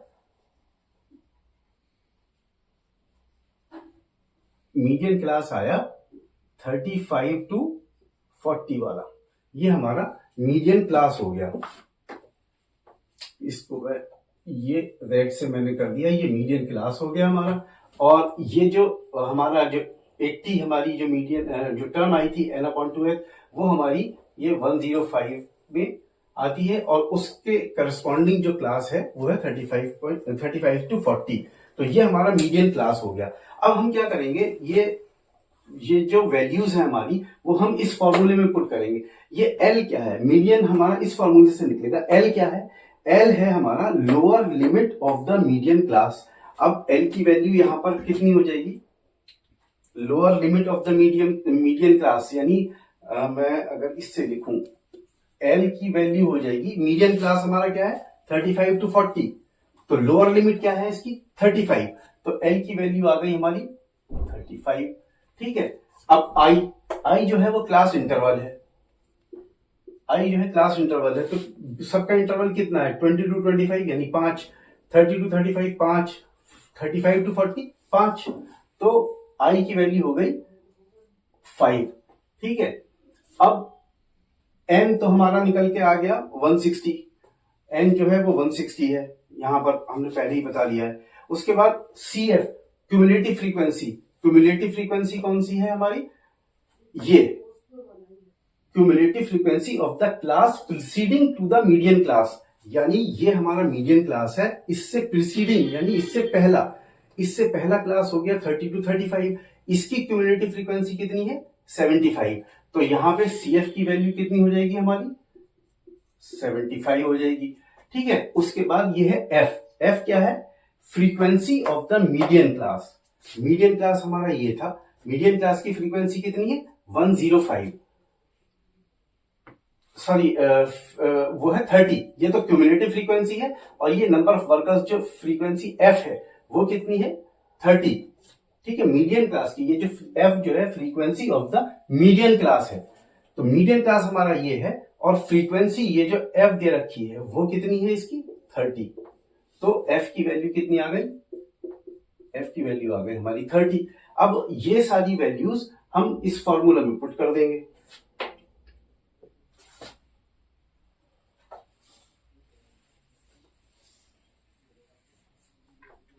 जब हम ये वैल्यूज फॉर्मूला में पुट करेंगे तो मीडियन हमारा जो मीडियन है वो क्या है, एल। एल कितना है हमारा 35 प्लस आई कितना है 5, ठीक है। फिर n अपॉन 2, n हमारा 160 है, 160 अपॉन 2 यानी 80, तो 80 माइनस CF की वैल्यू हमारी कितनी थी 75 अपॉन F की वैल्यू कितनी है 30, ठीक है। ये हमारा आ गया। अब जब हम इसको सॉल्व करेंगे तो ये हमारा आएगा 35 प्लस 5 और ये हो जाएगा 80 में से 75 यानी 5 अपॉन 30, 5 अपॉन 30, 5 अपॉन 30 और इसको हम लिख सकते हैं 1 अपॉन 6, तो ये हो जाएगा 35 प्लस ये 5 अपॉन 6, ये हो जाएगा। और जब हम इसको फर्दर सॉल्व करेंगे तो हमारे मीडियन की वैल्यू आएगी, मीडियन की वैल्यू आ जाएगी 35.83, ये हमारी मीडियन की वैल्यू आ जाएगी। तो इस तरह से हम जो ग्रुप डेटा होता है कंटिन्यूअस डेटा में, ग्रुप डेटा में जो कंटिन्यूअस डेटा होता है उसकी जो हम मीडियन हम उसका फाइंड करते हैं, वो किस तरह से करते हैं वो हमने इस एग्जांपल से सीखा। इसमें बेसिकली हमें क्या करना होता है कि जो भी हमारा डेटा दे रखा होता है उसमें हम क्यूमुलेटिव फ्रीक्वेंसी निकालते हैं पहले। जैसे ये डेली वेजेस दे रखी थी हमारी, ये इनका क्लास दे रखा था, हमने क्यूमुलेटिव फ्रीक्वेंसी निकाली तो क्या करा 14 का 14 लिख दिया, फिर ये सारी 14 में 28 ऐड किया तो 42 आ गई, 42 में 33 ऐड किया तो 75, इसी तरह से इसको क्यूमुलेटिव करके हमने यहां तक 160 तक निकाल लिया। उसके बाद हमने चेक किया कि हमारा मीडियन कहां पर लाई कर रहा है, n अपॉन 2x टर्म पे लाई कर रहा है। n कितना है 160, 160/2 हो गया 80, तो 80 हमारा यहाँ पे कहाँ लाई कर रहा है, वो हमारा 105 वाली क्यूमुलेटिव फ्रीक्वेंसी में कर रहा है। तो यहां से इसके अगेंस्ट में जो क्लास है वो क्या है 35 to 40, 35 to 40 हमारा क्या हो गया मीडियन क्लास हो गया, ठीक है। अब हम ये फॉर्मूले में पुट कर देते हैं L, यहाँ पर जो फॉर्मूला L है तो lower limit of the median class, lower limit of the median class है 35, फिर I जो है वो क्लास इंटरवल है, क्लास इंटरवल जो है L की वैल्यू तो 35 आ गई, I जो है क्लास इंटरवल है 35 से 40 यानी 5 का डिफरेंस है, तो I की वैल्यू 5 हो गई, ठीक है। उसके बाद ये जो CF है फॉर्मूले में, ये क्या है cumulative frequency of the class preceding to the median class. Median class हमारा ये है, इससे पहला यानी प्रीसीडिंग यानी इससे पहला वो क्लास कौन सा है 30 to 35 और इसकी क्यूमुलेटिव फ्रीक्वेंसी क्या है 75, तो क्यूमुलेटिव फ्रीक्वेंसी की वैल्यू आ गई हमारी 75। और ये जो F है, ये F क्या है frequency of the median class, median class ये है, इसकी फ्रीक्वेंसी क्या है ये 30, इसकी मीडियन क्लास की फ्रीक्वेंसी है, तो F की वैल्यू 30 आ गई। हमने क्या किया जब L, I, CF और F की वैल्यूज हमें मिल गई तो हमने वो इस फॉर्मूला में ये यहाँ पे पुट कर दिया, L की जगह 35 लिख दिया, I की जगह 5 लिख दिया, n/2 की जगह 80 लिख दिया और हमने CF जो है हमारी उसकी 75 है और ये F जो है वो 30 है, इसको सॉल्व कर लिया तो मीडियन हमारा 35.83 आ गया। तो इस तरीके से हम ग्रुप डेटा में जो कंटिन्यूअस डेटा है उसका मीडियन कैसे निकालते हैं वो हम इस एग्जाम्पल के जरिए समझ चुके हैं। अब हम आगे पढ़ते हैं कि मोड क्या होता है और मोड कैसे निकालते हैं। अब जो मेजर्स ऑफ सेंट्रल टेंडेंसी का हमारा जो थर्ड मेजर है यानी कि मोड, वो किस तरह से निकलता है हम उसको समझ लेते हैं। मोड भी हमारा दो तरह के डेटा है, अनग्रुप डेटा और ग्रुप डेटा, दोनों का ही मोड किस तरह से निकलता है वो हम चेक कर लेते हैं। पहले हम अनग्रुप डेटा का देखते हैं। तो अनग्रुप डेटा मतलब जो इंडिपेंडेंट नंबर्स हैं, हमारे पास रैंडम नंबर्स हैं कुछ, उनका मोड अगर हमें पता करना हो तो वो कैसे पता करेंगे।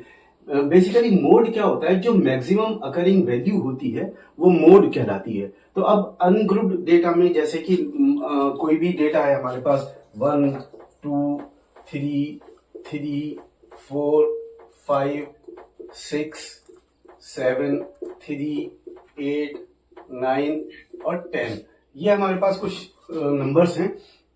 अब हम ये देखना है कि इसमें सबसे ज्यादा बार नंबर हमारा कौन सा आया है।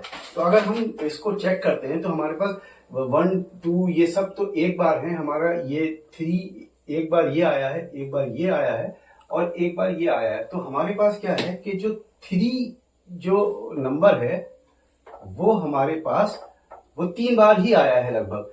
तो बाकी सब एक एक बार आए हैं। अगर मैं इसमें 1 को यहाँ पे और कर दूं तो 1 2 बार आ जाएगा, या मैं 10 को भी यहाँ पे और लिख दूं तो 10 भी 2 बार आएगा। लेकिन 3 जो है हमारा यहाँ पर 3 बार आया है, यानी सबसे ज्यादा बार आया है। तो हमारी जो मोड इस डेटा का होगा उसकी वैल्यू हमारी आएगी, हमारा आंसर आएगा मोड इज इक्वल टू 3। ये हमारा अनग्रुप डेटा का है जो मैक्सिमम अकरिंग वैल्यू होती है। इसमें मैक्सिमम अकरिंग वैल्यू 3 है, इसलिए हमारा मोड 3 हो गया। अब हम ग्रुप डेटा में जो डिस्क्रीट डेटा होता है वो और कंटिन्यूअस डेटा होता है वो उसका मोड कैसे निकालेंगे वो हम जान लेते हैं। पहले हम डिस्क्रीट डेटा के बारे में जानते हैं। डिस्क्रीट डेटा के लिए हम, जैसे मैंने पहले भी आपको बताया था कि क्या होता है कि उसमें फ्रीक्वेंसी दे रखी होती है हमारी कुछ वेरिएबल होते हैं और कुछ फ्रीक्वेंसी, नंबर ऑफ ऑब्जर्वेशन कोई है वो कितनी बार आई है वो उसकी फ्रीक्वेंसी दे रखी होती है। तो अगर मैं डिस्क्रीट के बारे में बात करूं, ये डिस्क्रीट डेटा के बारे में, तो उसमें क्या है कि मान लीजिए ये कोई वेरिएबल है, ठीक है, और ये उसकी फ्रीक्वेंसी है, ठीक। तो अब वेरिएबल मान लीजिए हमारा कोई भी हो सकता है, मान लीजिए ये वेरिएबल में हम 10 20 30 40 50 कुछ भी ले सकते हैं। ये हमने यहां से लिया,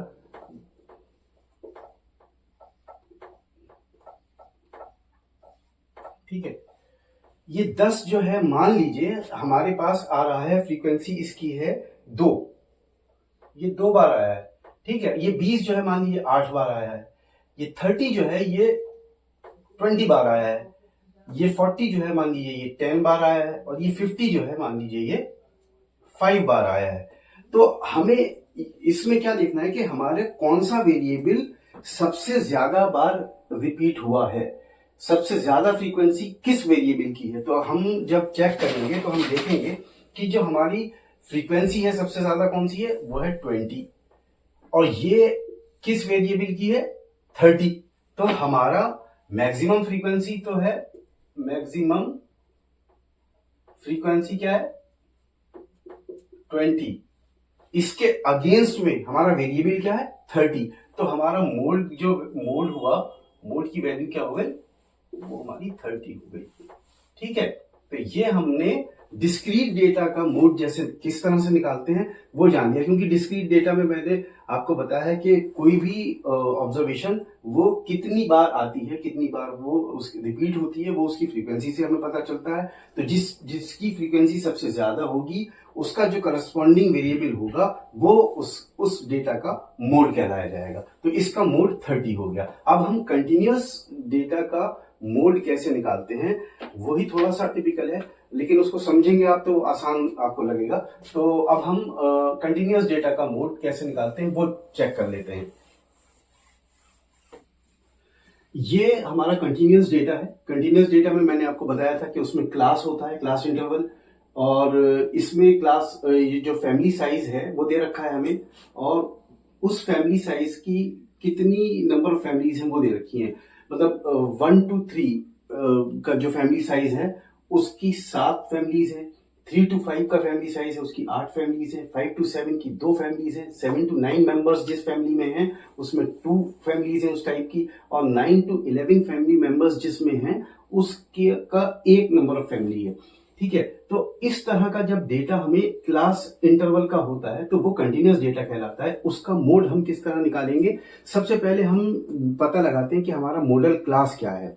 मॉडल क्लास को हम किस तरह से पता लगाएंगे कि जो नंबर ऑफ फैमिलीज, जो हमारी ये फ्रीक्वेंसी है ये, तो वो सबसे ज्यादा कितनी,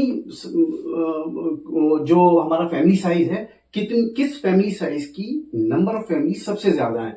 तो जब हम यहाँ पर देखेंगे तो हमें पता लगेगा कि जो 8 है वो मैक्सिमम वैल्यू है। तो 8 जो है वो जो नंबर ऑफ फैमिलीज 8 है वो कौन सा किस क्लास के अगेंस्ट आ रही है, ये मैक्सिमम नंबर ऑफ जो वैल्यू है नंबर ऑफ फैमिलीज की वो तो है 8, ठीक है। और इसके अगेंस्ट में जो हमारा क्लास है वो है 3 to 5। तो इससे हमें पता चला कि जो हमारा मॉडल क्लास है, मॉडल क्लास वो क्या हुआ 3 to 5, ये हमारा मॉडल क्लास हुआ। कैसे पता लगाया हमने मॉडल क्लास, कि जो हमारी जो नंबर ऑफ फैमिलीज हैं उसमें मैक्सिमम वैल्यू किसकी है, मैक्सिमम वैल्यू ऊपर से 7 8 2 2 1 में 8 मैक्सिमम वैल्यू है। तो 8 के अगेंस्ट जो उसका करस्पॉन्डिंग क्लास है वो हमारा मॉडल क्लास हुआ। तो मॉडल क्लास यहाँ पर 3 to 5 है। अब हमारा ये जो फॉर्मूला है मोड पता लगाने का कंटिन्यूअस डेटा का, उसमें क्या है, mode is equal to L.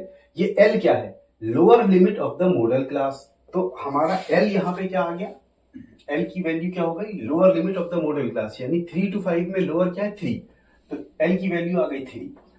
आई जो है वो क्लास इंटरवल है। क्लास इंटरवल कितने का है, 1 to 3 क्लास इंटरवल है 2 का हमारा क्लास इंटरवल है। और फिर हमारा ये है F1 माइनस F0। अब F1 क्या है, F1 है frequency of the modal class, ठीक है। मॉडल क्लास ये है, ठीक है, इसकी फ्रीक्वेंसी कितनी है 8। तो F1 की वैल्यू हो गई 8। F0 क्या है, frequency of the class preceding to the modal class. तो F0 जो है उसकी वैल्यू है preceding the modal class. Modal class ये है, उससे प्रीसीडिंग यानी उससे पहला वाला, उससे पहला 1 to 3 है, उसकी फ्रीक्वेंसी क्या है 7। तो F0 की वैल्यू हो गई 7। और F2 की वैल्यू क्या है, F2 की वैल्यू है frequency of the class succeeding the modal class. Modal class 3 to 5 है, सक्सीडिंग यानी इसके बाद वाला 5 to 7 है, इसकी फ्रीक्वेंसी 2 है। तो F2 की वैल्यू क्या हो गई हमारी 2, ठीक है। अब हमारे फॉर्मूले में क्या बचा, हमारे फॉर्मूले में कुछ नहीं बचा। तो अब ये वैल्यूज हम अपने फॉर्मूले में पुट कर देंगे। हमारा फॉर्मूला क्या था, mode is equal to L की वैल्यू 3 है, प्लस आई की वैल्यू 2 है, ठीक है। अब ब्रैकेट है, F1 की वैल्यू 8 है, माइनस F0 की वैल्यू 7 है,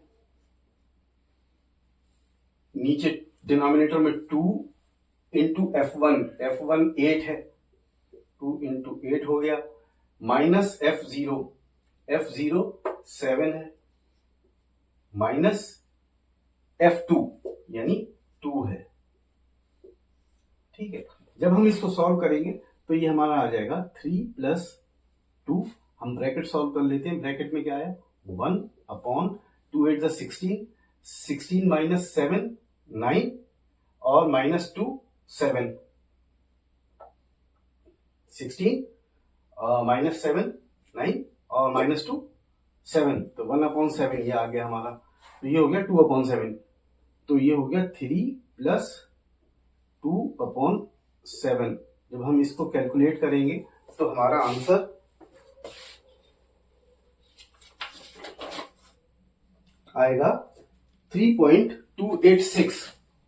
तो ये 3.286, तो हमारा मोड क्या हो गया, इसका मोड हमारा हो गया 3.286। ये हमारा फाइनल आंसर हो गया कंटिन्यूअस डेटा का मोड निकालने के लिए। मैं आपको एक बार इसको रिपीट कर देता हूं। जो ग्रुप डेटा का हमारा कंटिन्यूअस जो मोड निकालने का मेथड होता है वो क्या है, मोड का फॉर्मूला है L + I और ब्रैकेट में। अच्छा, ये कैसे याद करेंगे कि पहले 0 है या 1 है या 2 है, ये थोड़ा सा कंफ्यूजिंग है। तो मैंने जो जब मैं एग्जाम दे रहा था तो मैंने किस तरह इसको याद किया था वो आपको बता देता हूं। मैंने F1 और F0 नहीं सोचा था, मैंने फीफो कर दिया था, फीफो। तो ऊपर लिख दिया फीफो और अपॉन 2 फीफो माइनस F2, मतलब फीफो के बाद एक ही टर्म बचती है, फीफो में F1 आ गया, F0 आ गया, तो एक ही टर्म बचती है, वो F2 है। तो मैंने ऐसे किया था याद कि L प्लस आई तो याद हो गया था, यहां ऊपर कर दिया था FIFO upon 2 FIFO minus F2। तो इस तरह से आप याद कर सकते हैं इसको। तो अब L क्या है? Lower limit of the modal class. हम मॉडल क्लास सबसे पहले पता करते हैं। मॉडल क्लास कैसे पता करते हैं? जो हमारी फ्रीक्वेंसी में सबसे ज्यादा मैक्सिमम वैल्यू होती है उसके अगेंस्ट में जो क्लास होता है। जैसे यहाँ पर 8 है तो 8 के अगेंस्ट में क्लास है 3 to 5, तो ये हमारा मॉडल क्लास हो गया 3 to 5। तो L क्या है? Lower limit of the modal class. तो इसलिए हमने 3 और 5 में जो लोअर लिमिट है 3, L की वैल्यू 3 हमने पता कर ली। आई जो है वो क्लास इंटरवल है, तो क्लास इंटरवल 1 से 3 के बीच में या 3 से 5 के बीच में 2 का डिफरेंस है, तो आई की वैल्यू 2 आ गई।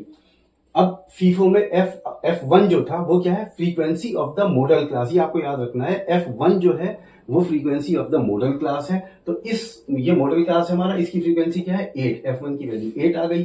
फिर क्या है? F0, फीफो में लास्ट में F0 है, तो ये 0 मतलब 1 से पहले है। इसको ध्यान रखिए, 0 जो है 1 से पहले आता है, तो frequency of the class preceding the modal class, यानी मॉडल क्लास से पहले। तो F1 इस प्रीसीडिंग द मॉडल क्लास, तो F0 7 हो जाएगी, F0 की वैल्यू 7 आ गई। फिर क्या है नीचे? ये F1 और F0 तो हमने पता लगा दिया, F2 बचती है। F2 frequency of the class succeeding the modal class. आपको F1 पता है कि F1 मॉडल क्लास है, तो F2 सक्सीडिंग उसके बाद वाला, तो F2 इस क्लास की जो फ्रीक्वेंसी है 2 है, F2 की वैल्यू 2 आ गई। हमारे पास इसमें सारी वैल्यूज यहां पर आ गई हैं। इस फॉर्मूले में हमने ये सारी वैल्यूज पुट कर दी, यहां पर ये पुट कर दी, इसको सॉल्व कर दिया। सॉल्व करके जो हमारा आंसर आया वही हमारा मोड कहलाया। मोड जो है वो 3.286, ये हमारा आंसर हो गया फाइनल। अच्छा, इसमें एक चीज मैं आपको और बता देता हूं जो इंपॉर्टेंट है, जो कभी ना कभी एग्जाम में आ जाती है, कॉम्पिटिटिव एग्जाम में भी आ जाती है, कि मीन, मीडियन और मोड का आपस में रिलेशन क्या है। तो मीन, मीडियन, मोड का आपस में जो रिलेशन है वो मैं आपको एक बार बता देता हूं। वो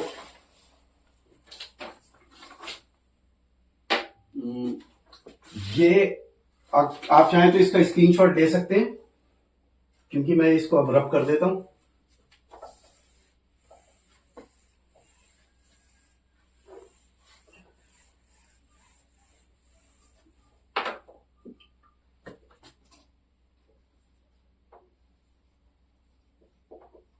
रिलेशन बिटवीन मीन, मीडियन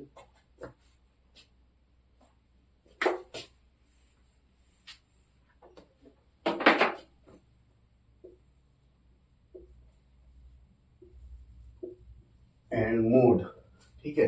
तो इसका जो रिलेशन है वो है 3 median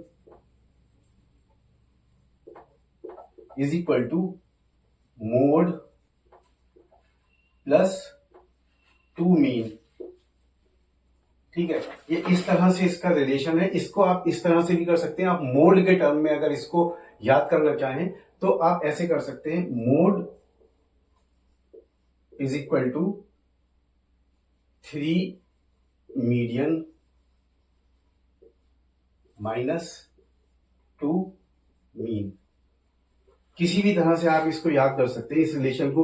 3 median is equal to mode plus 2 mean, या mode is equal to 3 median minus 2 mean. और ऐसे ही आपको मीन से भी ये निकल सकता है कि 2 mean is equal to 3 median minus, अब मैं 2 मीन से अगर इसको निकालना चाहूं, 2 मीन इज इक्वल टू, ये हो जाएगा 3 मीडियन, इसको इधर ले जाएंगे माइनस मोड। ये इसका रिलेशन है। आप किसी भी एक इक्वेशन को याद कर लीजिए, बाकी आप दोनों अपने आप डिराइव कर सकते हैं। तो ये था आज का टॉपिक आपका मीन, मीडियन और मोड, जो कि मेजर्स ऑफ सेंट्रल टेंडेंसी हैं। और ये पूरा का पूरा मैं समझता हूँ आज मैंने कंप्लीट कर दिया है। वीडियो थोड़ी लंबी जरूर हो गई है, लेकिन इसको आपको समझाना मेरा मकसद था। इसके बहुत छोटी छोटी कैलकुलेशंस हैं। वैसे ये बहुत आसान है, लेकिन ये क्योंकि लगता बहुत, जब हम करने बैठते हैं इसको तो इसमें टाइम भी लगता है और कैलकुलेशन भी बहुत ज्यादा होती है, इसलिए हमसे गलती अक्सर हो जाती है। इसलिए इसकी प्रैक्टिस जरूरी है और इसको अच्छे से समझना जरूरी है। एक बार अच्छे से समझ के आप इसकी प्रैक्टिस करें तो आप जरूर इसको आसानी से अपने एग्जाम में कर पाएंगे। अगली वीडियो में आपसे फिर मुलाकात होगी। और अगर हाँ ये वीडियो आपको पसंद आई हो तो इसको लाइक शेयर करें और चैनल को सब्सक्राइब करें। अगली वीडियो में आपसे फिर मुलाकात होगी, तब तक के लिए गुड बाय।